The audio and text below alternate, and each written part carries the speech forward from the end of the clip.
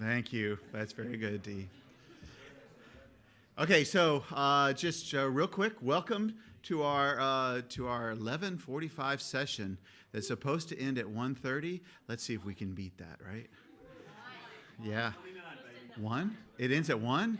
Oh man, I got to retool everything. Then. We can do that. We can do that. I was just kidding, everybody. No, we're going to get done early because, well, I'm running the tennis tournament. Anybody want to play tennis? We do have some openings, lots, and we have some extra tennis rackets. If anybody wants to go out there and sweat with the oldies,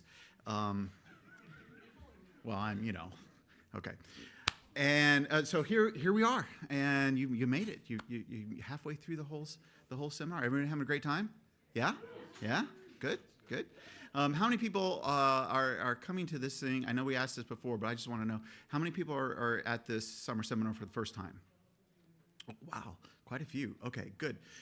So you may not know who I am. I'm John Karnowski. I'm with NV5. I'm the National Director of Traffic, and I only tell you my background because it's relevant to everything else we're going to talk about today.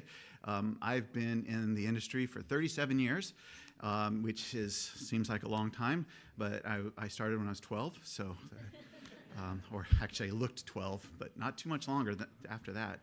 I got involved because my boss, Walt Recook, was the secretary at the time of ITE, and it was his job to send out the newsletter, which was paper and actually literally cut and paste typed things and stuff. And so I put that together for him because, well, he was my boss. And so, and mailed him and everything. So this is back in the dark ages when we had had to lick the stamps too.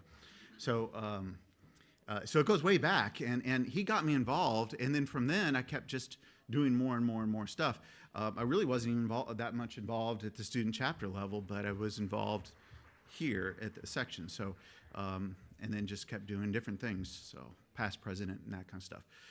So today we're going to talk about involvement, not just in ITE, but in professional organizations. We're also going to talk about how do you train that next group of people, not just to do your job, but to do, well, your avocation, which is this, and being here and being part of this. So we're going to be talking to a whole bunch of people to do that. But first of all, we're going to talk to Dwayne Tedder.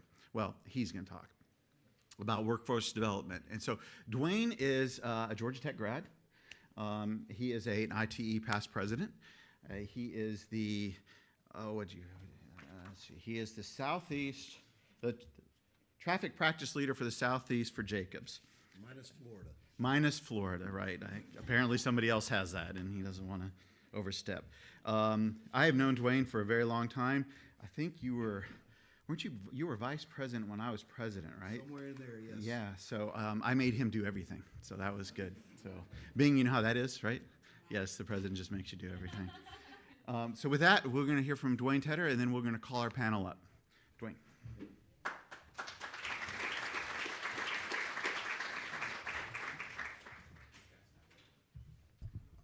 All right, there we go. So if you guys will forgive me, I did have my voice most of yesterday, but I did lose it pretty much before karaoke, to be honest. So again, Dwayne Tedder, I'm glad to be here.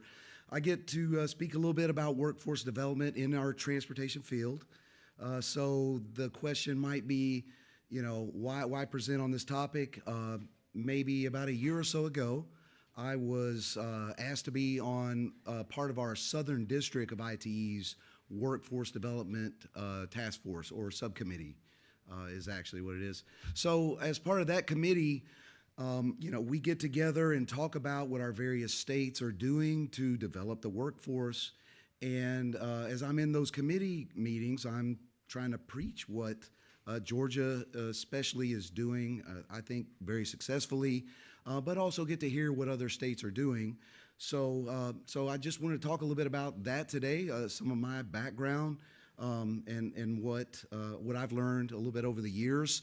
You'll see it's in a bit of a Q&A format, so I'll ask a question, maybe propose some answers, and we'll go from there. You guys can make your own opinions about where we go from there. So Okay. So a little bit of the background. Couple years ago, Andrew Heath did a presentation on some similar topics. You know, this gap of the folks that we need in transportation. That you and I really want to join us in the pursuit of making transportation infrastructure better. And that kind of sparked a little bit of it. So I'll reference a slide of his if you saw that at Winter Workshop a couple of years ago. But that gap of people that we need is the big point here. How can we fill that gap?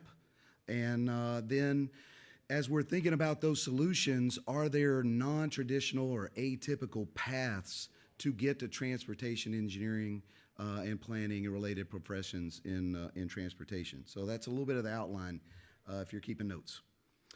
So again, a lot of us as transportation professionals, ITE, you know, the reason we're all here, started off as civil engineering majors. So, you know, quick slide on civil engineering as a career. Again, I borrowed this slide from Andrew a couple years ago. He presented this one, and let's see if my laser pointer, you guys see that okay? All right. So, you know, the gap, engineering's down here. This is just as a career. We're getting outpaced, but, you know, not everybody can be an engineer. You know, we do our best.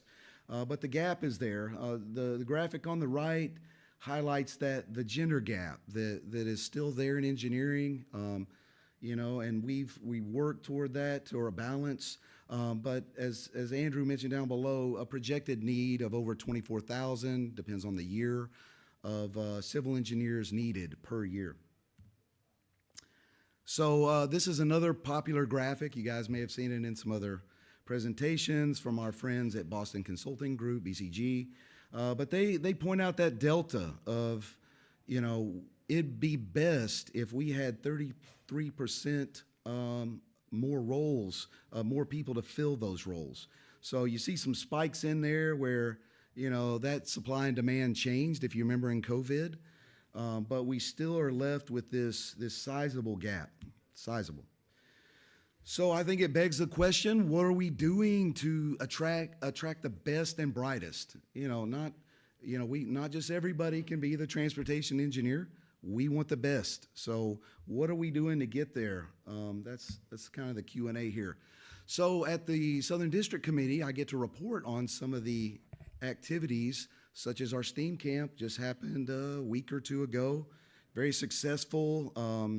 In that we're attracting children, elementary schools, to get that thought in their heads, hopefully as soon as we can, that transportation engineering can be an attractive and fruitful career and make a difference in the world, right? So another example, and again, these are some of the things I'm kind of bringing up to others in our region, that our local ACEC Georgia chapter host and introduce a Girl to Engineering program. They did this one earlier this spring. So this one's more elementary / middle school, but really awesome to help us, again, get balance in that gender gap that we've got. You know, introduce them early. One of my challenges is, you know, are we getting to some of the career fairs, the career days, if you will? This one was one at a middle school, so, you know, if you get in front of those kids early, they get the message and they see some of the great things about what we do. Next on high schools. So I learned a little bit here and there. Some of our high school programs here in Georgia, Engineering Advisory Committee, the high school will try to get, you know, 3 or 4 people to be on a board, let's say, and advise them on, are we buying the computers we should? Are we buying 3D printers? What is the software that your industry is using? So a lot of high schools will have advisory committees like this. As part of it, I figured out there was a Georgia Technology Student Association. As part of that, they go to competitions that are kind of like what maybe some of us in engineering school built a concrete canoe. They don't build a whole canoe like the Georgia Tech professors made us do, right? But, you know, those competitions of building bamboo bridges, things like that. So just one of those programs that's out there and important. So after high school, that's a few examples of some potential solutions to help us bridge that gap of the transportation engineers we need. What can we do after high school? So this is a little bit of that. Here's how the competition is stacking up. The electrical engineers, I hope y'all can read that. They get a bunch of the folks. Mechanicals, civil, we're down here, maybe 10 or 11% of those engineering grads, but are we finding enough civil engineering graduates coming out of school if that's the path or the route to our career that we're hoping for from them? So I'll throw out a few areas, and this will kind of build us into that there's multiple paths to get to transportation engineering. I name drop industrial and systems engineering. Sometimes we call it IE, ISYE, et cetera. But we've had conversations with folks that have started in ISYE, IE. We as transportation engineers get tasked with system engineering report. The IE folks, the folks that can write the algorithms to build those adaptive traffic signal systems we use. And we probably heard about concepts of operations, but industrial engineers can fill a lot of roles there. We'll highlight one in a minute. Electrical engineers. So electrical engineers love the nuts and bolts, hopefully, of the wiring, the power, the cabinet systems in our transportation background here. So I just threw out some of the areas, including lighting. But are we thinking about electrical engineers that could jump into what we do as agency representatives, as consultants, and really push forward? One example, we had an intern last summer and was an electrical engineering major, Kennesaw State. That's my only Kennesaw State name drop today. Big fan, but I had one that's there now, so that's why I get to name drop it. And he worked with us on the traffic signal system last summer. Takes a full-time job down in one of our Florida offices in aviation lighting. So still in transportation, but again, that electrical background. I think the open-mindedness is important. So Guy Rousseau, I believe, did a little name dropping on a DSA program, Data Science and Analytics. Several really strong programs. I threw out a few. Yes, I mentioned Clemson, our buddies at Georgia State, and Duke, in addition to my alma mater. But the data science programs out there that are providing those people that know how to do those analytics, the Power BIs, the reporting, and really dealing with the big data that we heard about in some of the presentations yesterday. All right, I'm almost done. We're on the home stretch, John. We'll get to lunch quickly, hopefully. All right. I brought a few real-world examples, like, well, Dwayne, those sound like great ideas, but, what are some examples of these things happening, sometimes recently, sometimes maybe years ago, depending on the age of the individual? So I brought a couple real-world career examples, but look at the fine print. The names have been removed to protect the innocent. So we can try to maybe guess at the end of these. We'll see how good you guys can do. It won't be like a Jeopardy round, but we'll give it a best. Okay, first one up front, industrial engineering degree. This fella, that's a hint, it's a fella, started his career doing traffic modeling at up in Nashville, Oak Ridge, National Transportation Research Center. Just started that kind of like while he was in college, even though he's, again, industrial engineering major. He heard a presentation at a student chapter of ITE. That's what we're going to talk about a little bit more in a second. Secured a position at a firm as part of that. Jumped into GIS, flood mapping, floodplain stuff. I don't understand all the water stuff, but he got into that and civil site things. Somewhat randomly at another ITE type meeting, saw a presentation, jumped into a traffic operations role at that same firm. So pretty big change. And to this day, and that was 20 years ago almost, I think, he is still with the same firm and is one of the Metro Atlanta senior traffic signal specialists and has a good role there in the SIGOPS program. Anybody got that one? This is a tough one, I think. Nope, that's good. but not Steger. Anybody got, who's got that one? Stefan, you're not supposed to answer these. Darn it. Paul, cut that part out of the video. All right, but yes, Scott Yonker, IE background, but continues today on the SIGOPS program. All right, let's do a couple more. Electrical engineering technology degree. Oh, I said I wasn't going to do this, but worked in telecom at the start of his career, worked in telecom and the automotive electronics industry. Switches to state DOT. I also left out the state to protect the innocent, but switches to state DOT and gets involved in transportation engineering. This is a big hint. He finished his career at state DOT, or that part of his career, as at the state DOT as the state ITS engineer. He continues to this day in a consulting engineering career as a traffic and ITS like design group lead, construction expert. You got, who got that one? Caitlin got that. Keith Murphy. All right, that's a Jacobs guy. I know. You'll see some Jacobs and AECOMs mentioned in it. That's kind of a hint. All right, don't guess this one early. Now, folks, there's going to be some younger.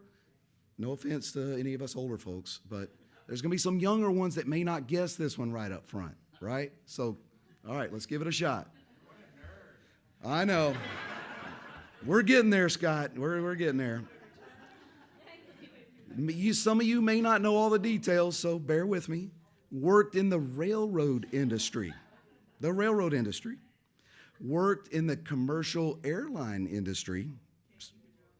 No. That was early on. This is a solid. All right. Moved to consulting engineering, kind of that same railroad crossing, you know, that passion for safety, operations, stuff like that.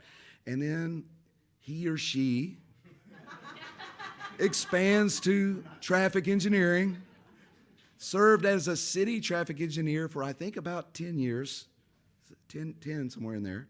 Then he moved to a national consulting firm, continues as a manager of a large-scale traffic signal operations contract. And the scariest part is the legal owner, through proper channels, of over 200 traffic signals. So, again, do I need to say this one? Or?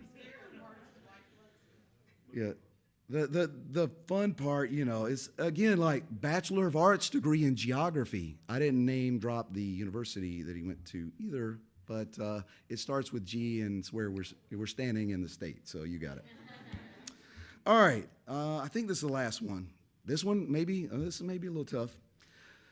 This engineer focused on water resources, sustainable and green infrastructure, his or her freshman year through junior year, interviewed at an open house and at a civil site type internship perhaps, interviewed with a transportation group that suggested she try traffic. Traffic's fun, traffic's great. It's not, boring. We have fun, right? There's about to be a lot of fun right over here on the dance floor tonight, I'm sure. And we're traffic engineers. Completed that internship in traffic and safety and continues to the day still with that firm as a safety specialist and is working toward that's a hint, her PE. Anybody got this one? Stefan, you can't answer again. Oh, this is tougher. Sarah Nastasi, very good. So again, this is just some Jacob stuff, but that I have to put up there. But again, my point, and I'm wrapped there, John. The point is, many paths to the profession that we hopefully all love, and I just ask us, if you're the hiring manager, the recruiter, the project manager that's looking for staff, a civil and master's and PhD in civil engineering is a great path. I took some of that level, but there are other paths to get there, and to bridge that gap, I just don't think we're going to cover it all with AI. We need some other folks, and let's keep our eyes open and minds open for that. Thank y'all.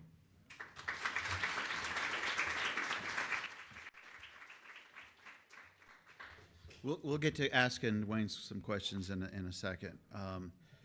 So I'm going to call up our our folks here as soon as I get this going.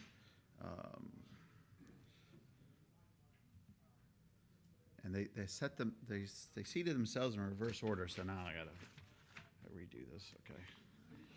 So our first person, and we'll just so you know, in a few minutes I'm going to scroll through, and this will go through every 15 seconds their full bios, so you can see everything about them, and it'll be in some order. But since you guys sat this way, in some order. That's right. I'm just going to call you in this way. Just so you know, we didn't intentionally do this, but every one of the speakers, minus one, went to Georgia Tech. So if you listen closely, you'll figure out which one did not. Our first panelist, you can sit next to Dwayne, is Kelly Patrick, who is a senior transportation engineer with Arcadis. She has 24 years of experience, thereabouts. Went to Georgia Tech. She worked with Cobb County DOT for about 15 years. A lot of people know her from that. But a lot of people know her from ITE because she has always been here and never served as president, but she pretty much has done most every job. Has been on the board a couple times and is now currently the comptroller for our Georgia section ITE. So Kelly Patrick.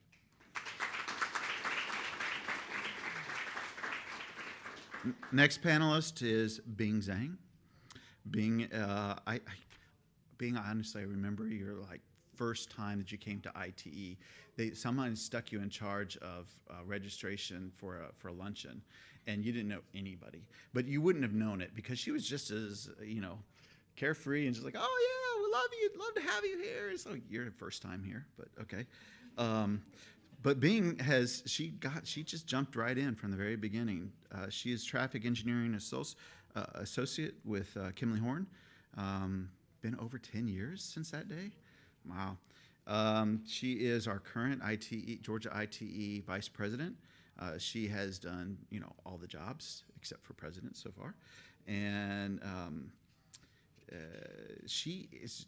I love this part about it. She was just recently named in Engineering Georgia magazine as in the 35 under 35 women to know, and I know her. So there you go. You all know her, Bing Zhang. Come on.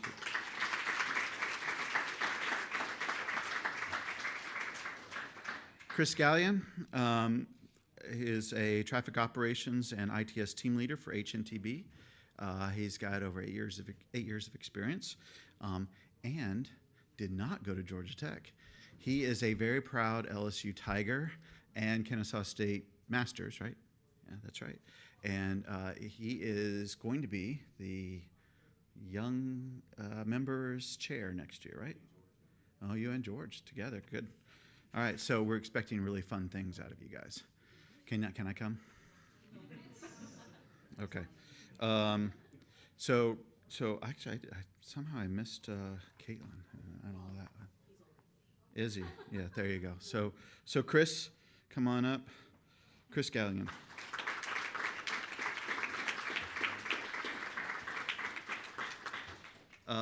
Caitlin Stewart, I've gotten to know in the last 2 years because she is our current Georgia ITE scholarship chair.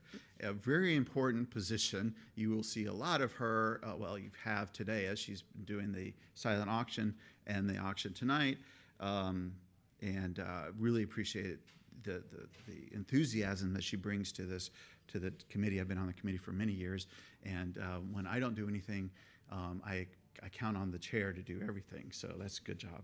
Caitlin Stewart is the Assistant State Traffic Maintenance Engineer, is that right, with GDOT?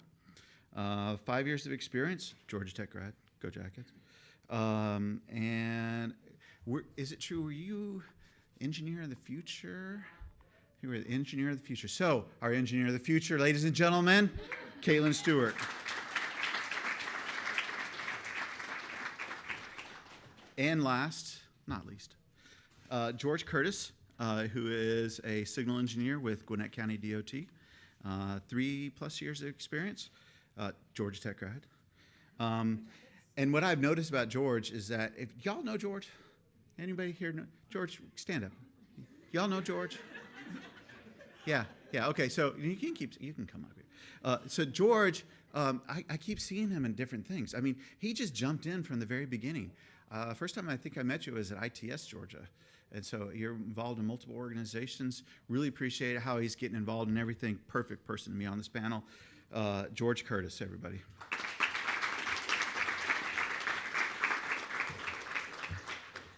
Okay, so this is the way we're going to do it. I'm not really into asking everybody every question. So let's see, and this should scroll through.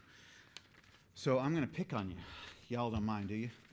Now I did give them questions, but I'm guessing at least 3 of them didn't even look at them. So I'm not going to point you out, Dwayne. So let's just start with this side of the table, right? So, George, how did you get involved in ITE? I mean, like, you've only been here a few years. How did you involve? How did you get to be here today? Yeah, don't touch it. Just. Well, I first learned ITE at Georgia Tech. My last semester, Sam Harris was my senior project coordinator with GDOT.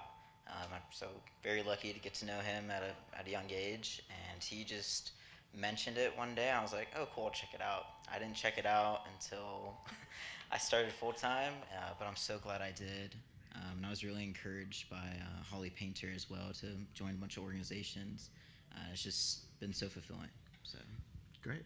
And Caitlin, I mean, you kind of jumped in with both feet too. Did somebody just like encourage you to be part of this? Georgia ITE paid me to be a part of this. Well, there is that. There is that. Yeah, that's right.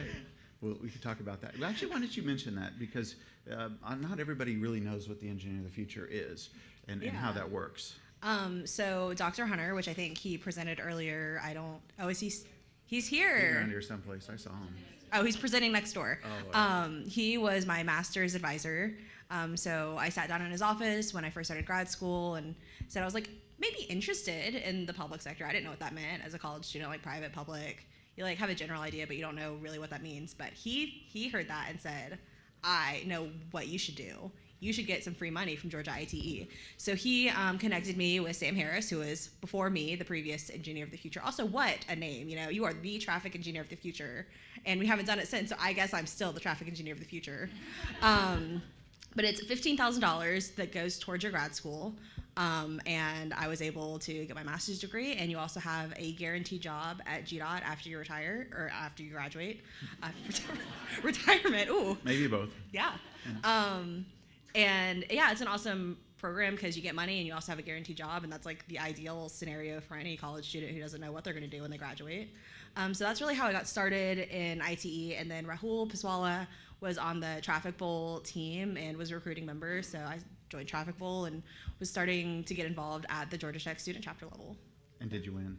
Did you beat Clemson? I don't remember. Details are fuzzy. Like, I don't know if we need to rehash history. That's good. Yeah. Hey, Dwayne, you mentioned earlier about how there's not that, we're kind of losing to other engineering professions when they're coming out of school. I mean, here we got 2 folks that, kind of went into traffic from the very beginning. Why are we losing to other groups like civil engineering in general? We're losing to the industrial engineers, even as the electrical engineers. Are we just not sexy enough? I mean, there's going to be some attractiveness to some of the fancier, the glamour, and for us on like, the splashy things that we see on television. How many TV shows do you watch that are about a civil engineer that designed a bridge? And you watch, it's not like watching, Breaking Bad or something, and they follow a structural engineer his whole career, okay? So there's some, there's a challenge there, but, that's a tough one, John. I mean, my take on it is we have to make sure that we're putting our best foot forward on trying to explain like what we do is important and what it can be fun. Yeah. But it's civil engineering. It's been around since forever, right? But it's not going anywhere. But there's some other ones that are a little flashy. Yeah, sure. Yeah. you've been doing a lot of different jobs since you in your short 10-year career here, and now you're going to be president next year unless there's a really large, quick write-in campaign. So, which I'm announcing my candidacy right now. It's just, sorry.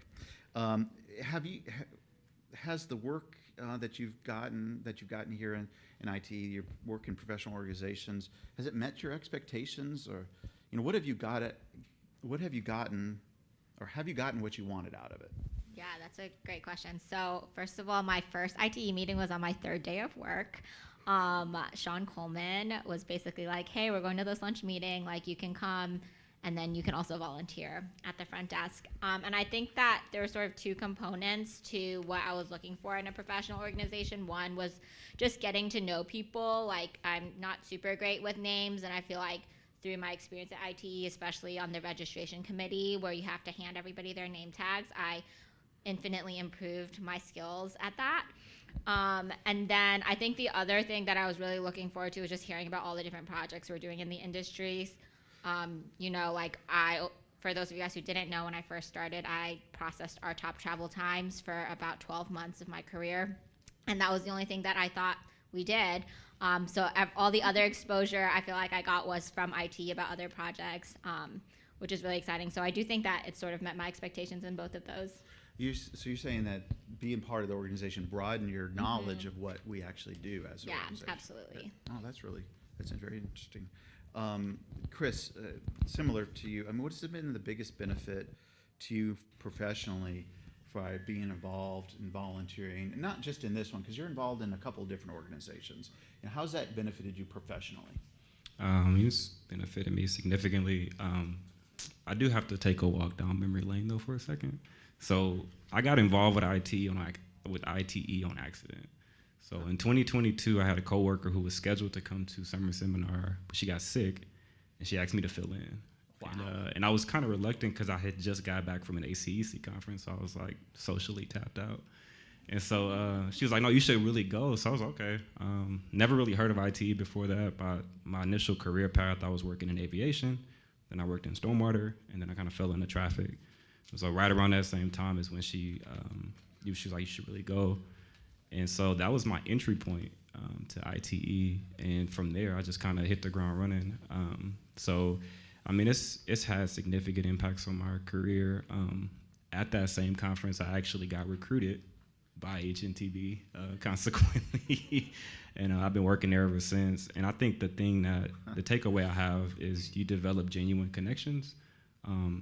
It's not, you don't want it to be like transactional, like, hey, I can help you on this project, but you develop genuine connections with people. Like, I can consider some of the folks on this panel as friends that I can reach out to if I needed anything. Mm-hmm. I think volunteering helps to get to know people in a less pressurized environment, because sometimes when you first come to these things, it's overwhelming. But then when you enter a teams meeting with 3 people trying to figure out registration or planning, you really can develop those connections in a less, overwhelming manner. So IT has been an amazing experience in the few years I've been involved with it. So Kelly, think back, you've been involved for, 24, 25 years or so, since the early 2000s, I think, right? In ITE and other organizations. What advice would you give yourself, your younger self, if you were just starting out your career? Somebody who was just starting that, what would you say to them? That's a good question. So I guess when I was at Tech, I did not know what I wanted to do. And that's okay. Even up until, 2 years ago, I didn't know what I wanted to do. But when I was at Tech, I really got involved in ASCE. And I think that if I could go back, I would tell myself, hey, get involved in ITE at Georgia Tech, and maybe even some other organizations there. Just whatever I could to expand my, vision of what's out there. Since I didn't know what I wanted to do or focus in, I was a civil engineering major, but there were 6 different options in terms of tracks. And at the time, I thought I wanted to do construction. I actually worked for Brassfield and Gorey for a while in Atlanta. And after that, I just realized I kind of like the traffic side. I don't know if it was standing out next to the baseball field doing the counts or what, but something about it, I was like, this is a lot more interesting to me than construction. So that's when I got my job in traffic, and then I actually was in Florida and started going to the Gold Coast chapter back when Florida was a section and not a district. So that was my initial involvement in ITE, but really I just attended meetings. But even that was enough just to learn, like Chris said, or I'm sorry, Bing, like what else is out there? You know, what else in the traffic line? It's not just a traffic study or SIGOPS or anything like that. There's a whole just variety of things to do.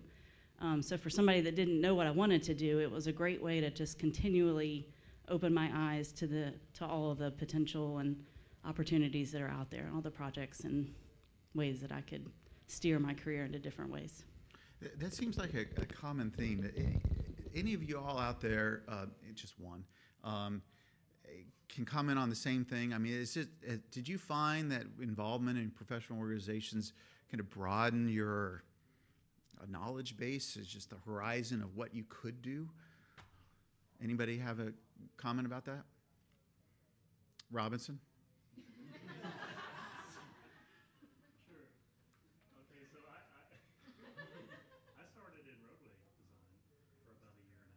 You're forgiven. Started in road design. Okay.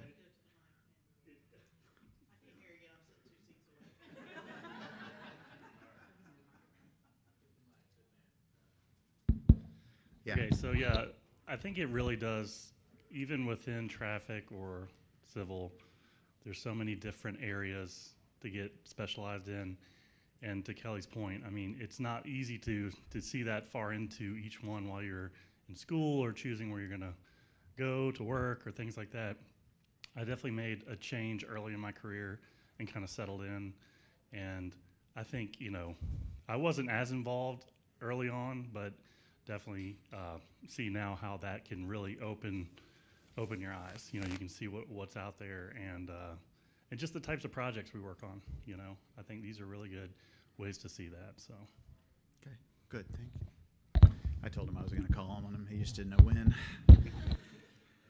Yeah, I'm curious. You're starting out your career. You're starting new stuff. You got, I mean, I'm sure your jobs, you got nothing to do, right? I mean, you're probably just like always just sitting around just waiting for something to do, right? No. Nobody's like that. So, I mean, what kind of time commitment are your involvements like in professional organizations, certainly at the younger ages and, you know, early in your career? How much, either one of you guys can answer this one if you want. How much time do you put into your volunteer work? Well, I think it also, a lot of it comes down to the seasons that we're in. There are different events and things like that. So as the person who was responsible for a lot of the scholarship committee efforts at this conference, I would say in the past like couple weeks, a little bit more than normal. In the past, I've been the leadership program chair and the mentorship program chair. And so like, as you come up to events, your commitments will increase. But then it's just all about, you know, none of these events are a surprise, or hopefully they're not a surprise. So being able to plan out, like, I need to dedicate a little bit more time to this, so maybe try to work a little bit harder on like real work in preparation for knowing that you need to set it aside a little bit more time. But it's all about how much time you're willing to put in, and this is gonna sound so cliche, but I really do think ITE is one of the organizations that you get out of it what you put into it. When I started in my career, I wanted to get to know people, because you can get so insular at your company and just like feel like you know everybody because you know everybody at your organization. But especially working on the public sector, you work with so many different companies. And it's nice to be able to get to know people as people and not just like, oh, this is the PM on this project, or oh, I have this problem, I need to call them about this. But going to lunch and learning about what other projects that they work on, because not everybody just works on one project all the time. And I don't know if I ever answered your question, but here we are. Well, what keeps you from doing more? I mean, if there's only so much time that you can put into it, what is it family? Is it just the job itself, or is it your desires? What keeps you from doing even more? George, what keeps you from doing more?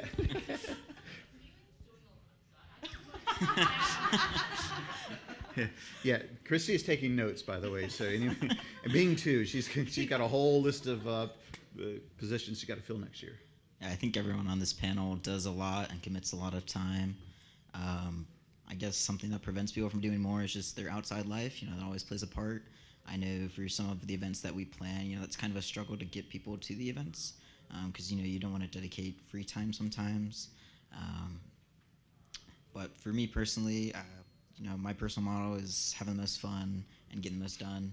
So IT is definitely a great proponent of that. If you're on a committee, you put time in, it's very rewarding to see something you plan come to fruition and to see people have a great time at it or learn something from it. Yeah. Yeah. So what about like if you were later in your careers and life in general? I mean, like, life takes precedence sometimes. You got family activities, you got everything going on. Is there a way to balance that to still be able to be involved in things like this? The end of the table, you guys can answer. I mean, there should be probably some recognition that there needs to be some balance. If there's not some balance, then you're like 24/7 ITE, and that's a great goal. But there needs to be some balance. But I mean, I think it's important that you carve out the time. You see the return on investment of your time. I mean, it's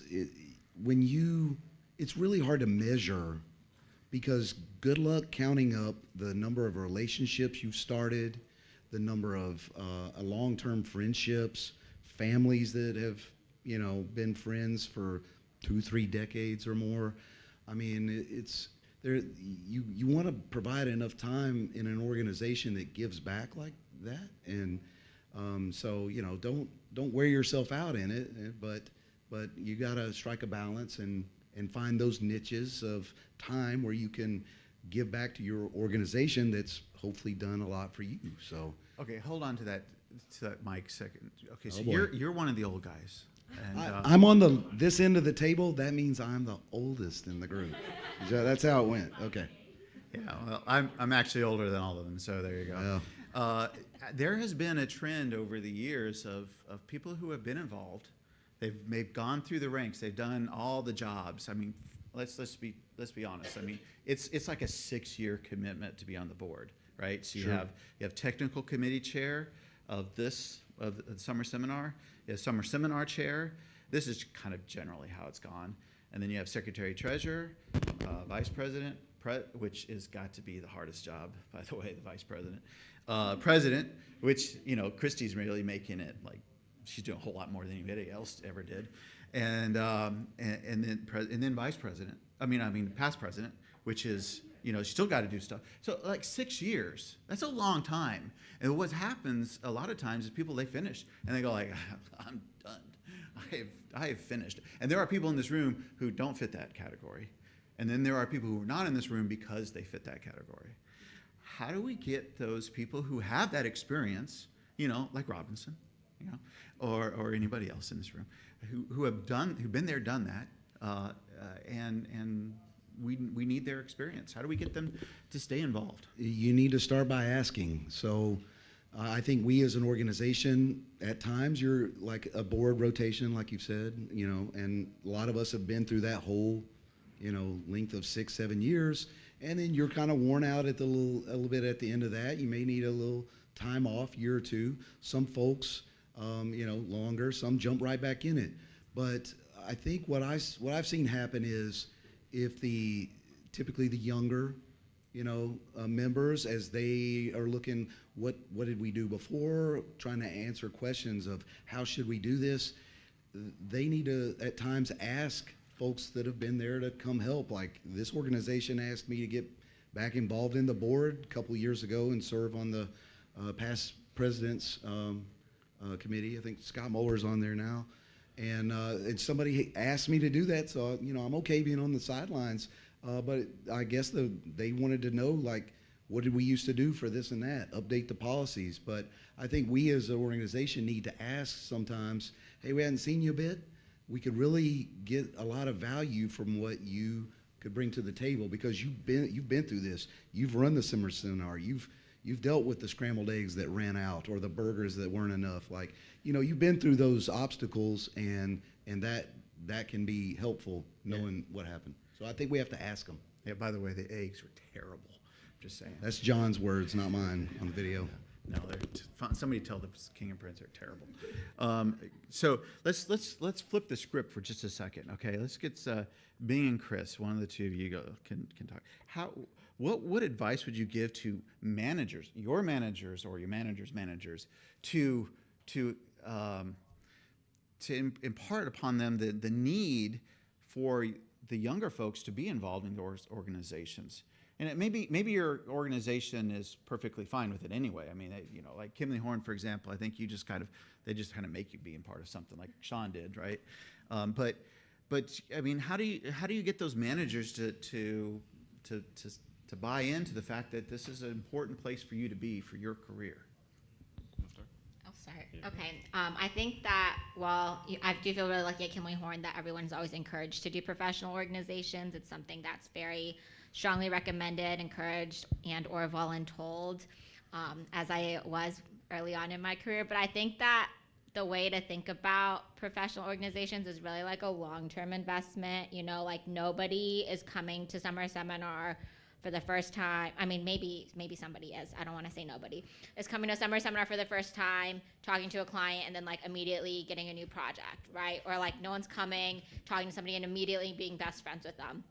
But I think from like a overall long-term investment, like, you know, similar to what Chris said, I think that, you know, I made friends in this organization, and that's something that like makes me want to participate more, and that I hope that people on my team who I know are here are also making friends in the organization as well, because that's sort of how you build the relationships, and that's how you, as you grow in your career and start managing projects, you're able to call people up and be like, hey, you know, I need help with XYZ, or hey, I'm looking for a teaming partner for XYZ, that type of work. So it's more of a long-term investment.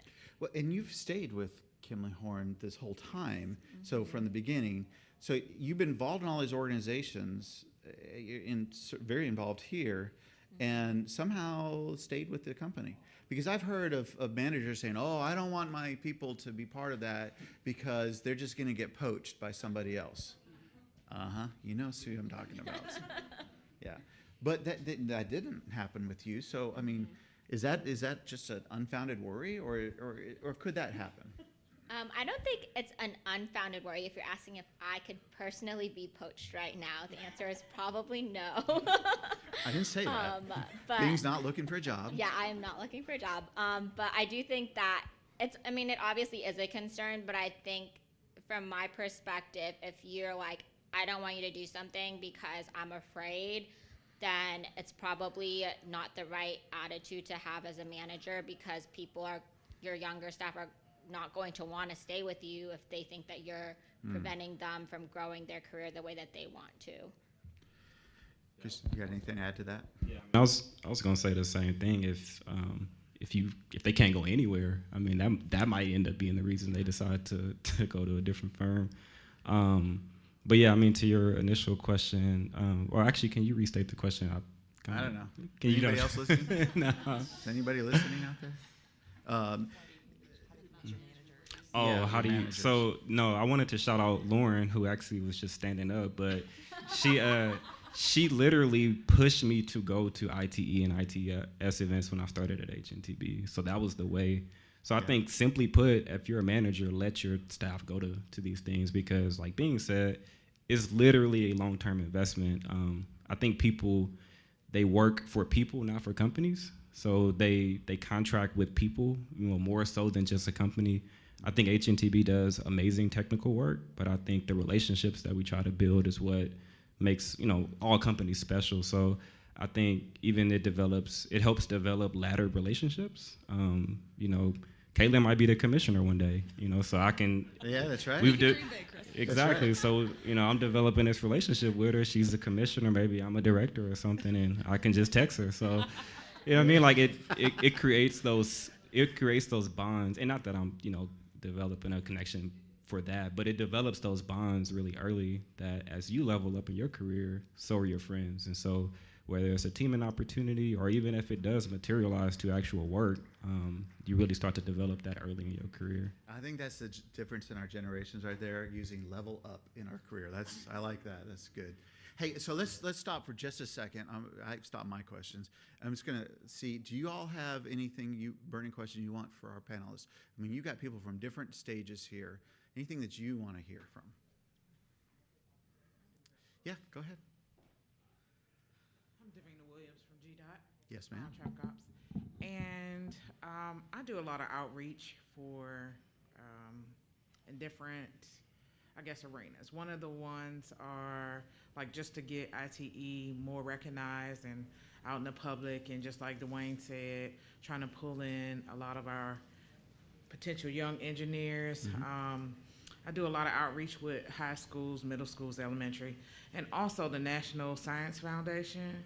They have an event every year where they talk about science. They talk about different things that we utilize. I also did an outreach with ninth graders at Clark Atlanta.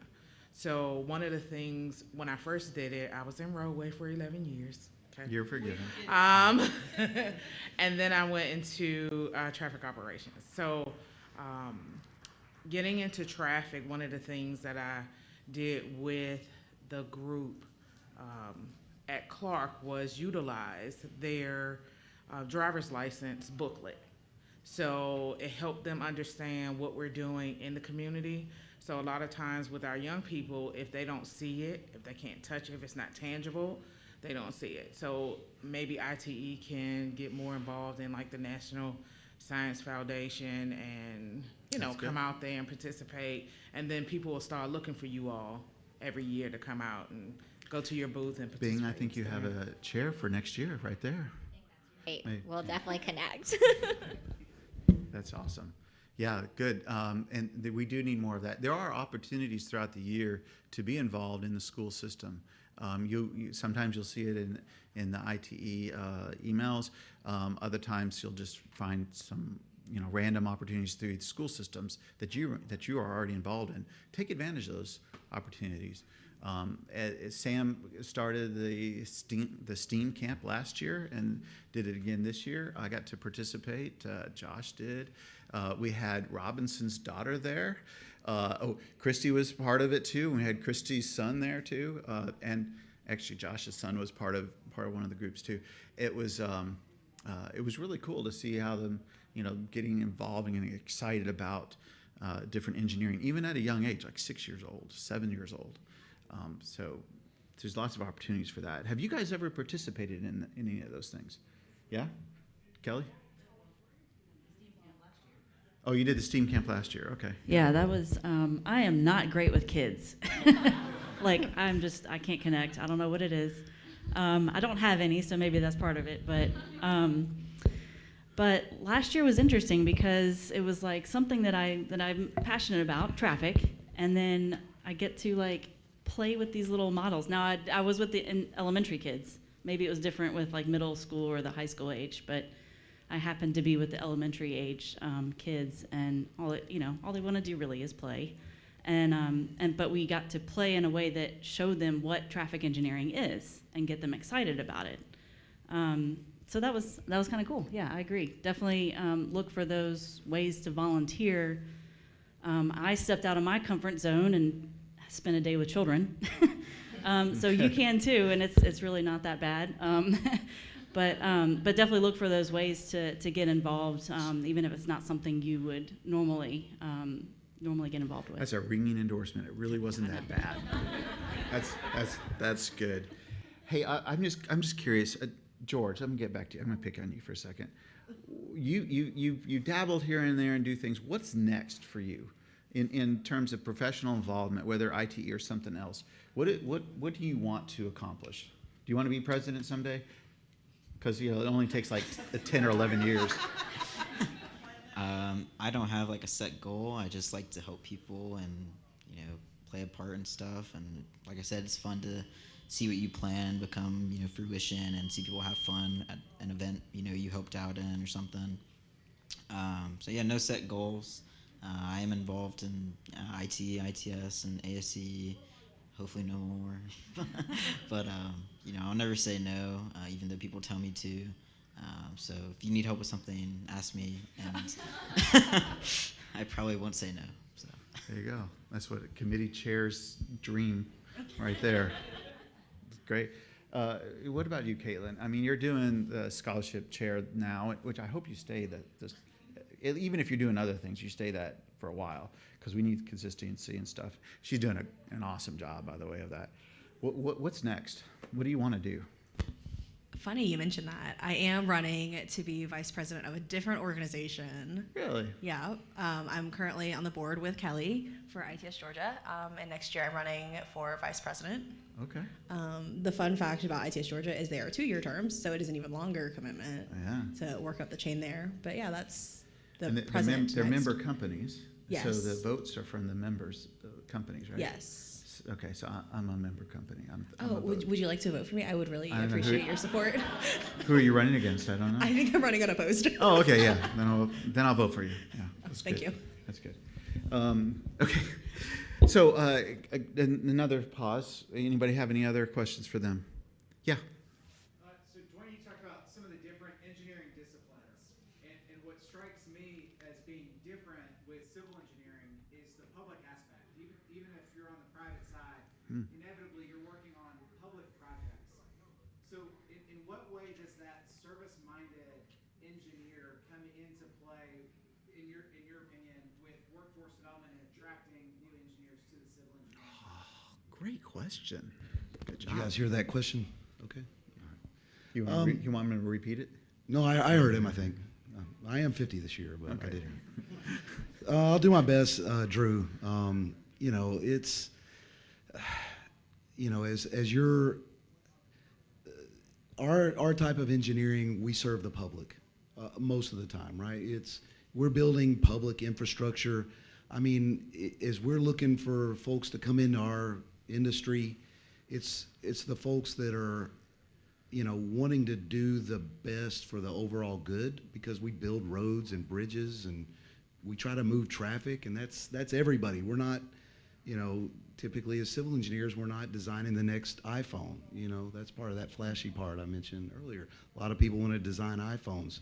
I mean, so it's tough to get in there and tell folks that are in engineering school that, civil engineering and transportation has that draw. I mean, as you run into individuals, that have that, somewhere in here that I want to do something for the greater good. Like a lot of folks that jump into environmental engineering want to do better for the environment. Maybe everybody's a traffic engineer. We all want to make, traffic move better. So maybe some of that, hey, you want to make things better where you drive and work and play and go to the park? Be a civil engineer. I think that message needs to get out there. Maybe we do okay. Some of the gaps say we could do a lot better, but that's a tough message. I don't have a great answer for that one. That's Dwayne, I usually I concentrate on the fruits of the labor, that you can see the fruits of your labors, pretty soon after you're finished, right? Especially if you're a traffic engineer doing signal timing, you can see, oh, I made that corridor better, and that's instant satisfaction, job satisfaction. So when I talk to young students, that's what I'm telling them. I'm like, look, you want to go in traffic, not just civil engineering. You want to go in traffic engineering because when you say to do something, it gets done, and you can see immediately how that impacts people. And so that's the message I usually give. Yes. Go ahead. Especially on the public side. Because things happen a lot quicker. Yeah, So, that's true. you can change a sign out and there it is the next day. Yeah. Also, taking people to like the Cobb TMC, the GDOT TMC. I mean, those are our version of sexy things, because it's really cool to somebody that's not in the industry or thinking about being in the industry to come and see how all that's done and what's there, all those dashboards that you were talking about. Like, it's just, sometimes it blows people's minds that don't really know what goes on in those rooms. So It's good. Yes, ma'am. All right, I am the answer to your question, Dwayne. So you're wondering, how do we reach these people? I think that a prime opportunity that we have is creating content for social media. Now hear me out, because I know most of us are introverts. One of the things And that's old. tied me to traffic engineering is that it's so applicable. I can tell my friends about traffic. I can describe a green light to them and how it works, and they get it because they drive through traffic. If we made a 30 to 60 second video clip explaining how traffic works, it's so much more than doing a presentation at a school. You know, I think if we start saturating the area, we can have some of those kids that are like, oh wow, this is how it works. Or we can say like, hey, are you doing industrial engineering? Have you thought about traffic engineering? We could reach so many people and then tie them into our events. Hey, come to Georgia ITE. We'll have a scholarship available for you. By making a quick 30-second clip, we can reach a lot more. And so I wanted to ask, are there any barriers to that? I know that we can't start showcasing, you know, like GDOT specifications and stuff, but you know, if we have a traffic signal engineer that's out in the field and they're like, hey, this is a cabinet, they all control the traffic signals. Can we do things like that? If you're asking me, why not? But so you're like, you know, let's have a TikTok account and Yeah. and have everybody post to it. Is that what you're But saying? really though, the proceeds could go back to Georgia ITE and go straight into the scholarship fund. Sure. See, look at that. She is thinking. There's a committee member. There's a committee member right there. I don't know the answer to your question. What do you guys think? Is that something we can do? There is a TikTok handle. I think it's called Everyday Engineering, and I'm pretty sure the person is a traffic engineer, and he doesn't have that big of a following. But I do think that we could do a really great job with a lot of the things that we're doing specifically here in Georgia. But we're definitely going to talk about that for next year. I think that one thing that would be really cool is sort of like, well, one thing that's not really a hindrance, but essentially like we would obviously have to check with, you know, our client base and like the public sector folks to make sure that y'all are okay with us doing it. And I know GDOT has their own PR group as well, Natalie, that does a lot of those things. But I think it would be really cool. I am a huge fan. So Perfect. I had another idea for you guys.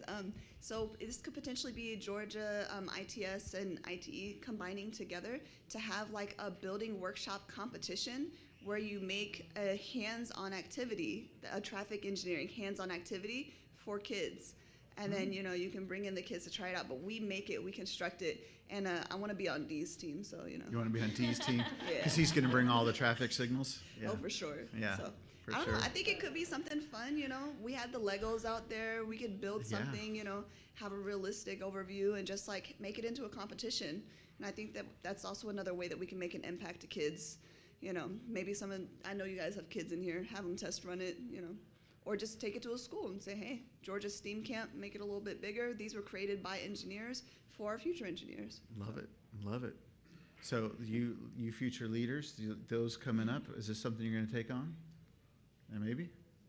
All right. I love the ideas. Keep them coming. Keep them coming. Thanks, guys. I'm probably not going to be the one to implement them because I'll probably be retired before that. But that's great. Anybody else? Yeah. You just say, There's a mic right behind you. so my question is, combining the previous presentation and this panel discussion, you just said you're planning to retire soon, so. Nah, not really. So, and on this table, 66% is young members and 33% more than 20 years of experience, right? I love how everybody's trying to So my dance question, around that. and I'm leading with Elizabeth. I'm leading the young member committee. So we did dig into the numbers, and more than 50% of IT is young members right now. So, and with lot of retirement coming in, I was checking the BLS website right now, and around 33,000 jobs per year is because of the retirement every year within civil engineering profession.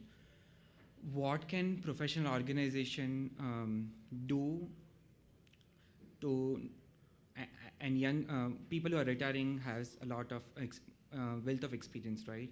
What can professional organization do to transfer that wealth of knowledge to younger folks? Because what I see right now is we have a lot of retirees and a lot of young members, but not in between middle 10 to 20 years, 10 to 25 years of experience people, right? Okay. That could be 2008 economic whatever. What my question is, what can we do to transfer that knowledge from people who are closer to retirement to young members? So you're saying we have like kind of a knowledge gap in there someplace. I mean, I that's what I feel. Okay. Yeah. Anybody have any ideas? What can ITE or a professional organization? Yeah. See, here's a man who has stayed involved in ITE. So yeah, that I want to give some props to Paul, because if you go on the YouTube channel, there's like archives of all these sessions and meetings from the years. And yeah, I mean, it's a lot of content, but if you go with TikTok or any of these other things, like all we're going to do is build a library there. So to me, that seems like a really good way to preserve it, right? So just one idea. That's good. We're good. So there's a little bit of like, there'll be some older engineers and planners that back in the old days would kind of hold tight because they wanted job security, right? Like, I'm gonna hold on to this. I might have some old fiber splicing tables or some old records from projects and just kind of hold that so that they felt like they had job security. I've heard of some of these examples. I think we have to make a conscious decision to give those trainings out to our staff, conduct lunch and learns, come present at conferences like this, and not just, you know, sitting at home or out at the beach the whole time. Like, come and present. Call him out. Call him out. Cut that out, Paul. Appreciate everybody in here today. But like, I mean, nobody gets up and leaves. I mean, you've got to like make a decision to like take those actions, right? Your mom and dad are probably not going to be calling you up and saying, Dwayne, you ought to present. You know, you've got to make those decisions to go and invest in deploying, distributing stuff that you've come up with, because we've all been through all kinds of mistakes, more so maybe on this side of the table than that, because I've already made tons of them. So I should be passing that down. I mean, conducting those trainings, having little half-hour sessions with interns, things like that. I mean, we have to not hold on to it. We love to use the term silos, but like, you've got to be willing to not try to do self-preservation, and I got to hold that. I've got to be willing to give it up and hope and have optimism that, you know, the folks that I'm training, they're gonna pass me. That'd be awesome, because that helps. You've done a decent job, hopefully, at training them. So I think it's really important. I don't know if that answers the question all the way, but go ahead, Chris. I think too, so from the younger member perspective, don't be afraid to ask questions. I ask questions all day. Like, I'm not afraid to ask anybody anything, because I feel like if we work for the same company or if we work in the same industry, like, the knowledge you have is my knowledge as well if I ask you for it. My grandfather used to say he knew everything. And what he meant is if he didn't know it, he knew somebody who knew it. And so I try to take that same mindset that if I don't know something, there has to be somebody who does know it. And so from a young member perspective, like, you know, don't be afraid to set up a 15-minute meeting with a senior person. Everybody's busy. So, you know, don't have, you know, the fear of, well, they're too busy to meet. Well, everybody's busy. And so if I need something from somebody and they're available, I'll reach out. And so some of it is you got to have a little bit of courage and just walk into people's offices. I literally walk into people's offices and ask questions all the time. So you got to have some, you know, just some courage to sometimes get out of your comfort zone and ask questions. Can I build on what you said earlier, though, about if your manager doesn't encourage you to be part of organizations, doesn't encourage you to ask questions, isn't open to that, you need a different manager. I would say that if you work in an organization like that, where your manager holds everything or doesn't answer questions or just has a complete closed door policy, and if you're that manager, shame on you and go away. because that's not the way we should be. I mean, you should be open. You should be passing that knowledge on to other people. I did work with somebody who had a very closed door. I mean, she had like an hour a day where her door was open, or people come. She had posted as if she was a professor or something like that. Posted hours, and I'm like, okay, you need to go away, and so she did. But people like that is just not worth our time. So if you work in an organization like that, find one that's not like that. That's just how I'm going to say. And I'm the old guy, so I can say what I want. Go ahead, Caitlin. Something that I would like to plug is the mentorship program that ITE puts on. I know it is something that we already do, but kind of harkening back to a previous discussion of how to get some of the people who have worked their way through the executive board back involved in ITE is reaching out to past presidents. That's a great resource of being mentors. Now, you do run the risk of offending a few people by asking them to be a mentor because they say, oh, I'm not old enough to be a mentor, to which I had to say, unfortunately, you are. It's Jody Peace in here because he was really offended last year when I asked him. He was a great mentor. He's really good. And I think part of the beauty of that program is you're pairing up people who don't work in the same company. So you're doing some cross-organizational knowledge sharing. And it's also a great resource. Like, maybe you feel a little uncomfortable because you don't want your manager or like your management chain to maybe hear some of the questions that you're asking. So it's a little bit of a safer place, a little like one step removed maybe from your direct day-to-day operations. And so it's really gracious of mentors to volunteer their time because it is a time commitment. But I think pouring into the younger generation is something that is really key. It's something that I think our organization does well. Very good. Thank you. Okay, so we're almost done. But do you have something burning? Come on. Patrice has been involved in this organization for a very long time, so I'm sure the wisdom's going to be just I'm younger amazing. than John, but older than Dwayne. I think. We'll compare. All right. So my comments are not to the panelists, it's to the people in the room. I have an interesting perspective because my daughter just graduated from engineering school and was the president of ASCE at her school. And it's very hard for the schools. Back in the day, we go to TRB, we put a saddle on our dinosaur and we'd go up to Washington and all 10 of us would stay in a room and, it was a different time. Now they have rules where you can't do that. You can only have 2 or 3 in the room. And so reaching out, the way we can really support these student chapters is speaking, because having someone cold call you and, a 20-year-old person calling, they're desperate. They don't care what you say, just show up and be a part of their meetings. That's good. And also, so we have seasons in our lives when we can volunteer. It may be this season you can just give $100. Well, $100 means that 4 more kids can go to an organization, to a district meeting or to something because they can get a hotel room for a night. You might be able to sponsor $250 worth of T-shirts and get your name on the back of the T-shirt that goes to a regional convention that everybody sees, Arcadis or Kimley Horn or whoever on back of their T-shirts. It is so hard for those kids to get involved because of the financial commitments to go to these student conferences, to do the canoe races and to do the traffic bowls and stuff. So just as you go through your seasons of your life, you don't have to do the big sponsorship. Even just $100 would help these organizations, and they would be so appreciative. So that's my challenge to you guys, to be available when these kids are calling, wanting you to speak or wanting you to show up at their events. It makes a big difference. And I will tell you, she took a job with a company that did it. So you will get the best and the brightest, in my opinion.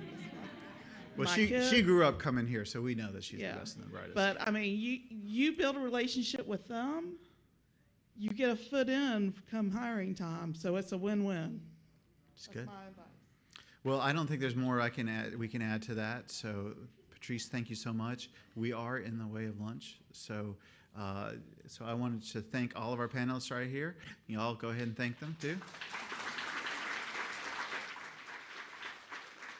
I hope that you got got something out of this that you can take back to your organizations and that you can encourage people to be involved in professional organizations.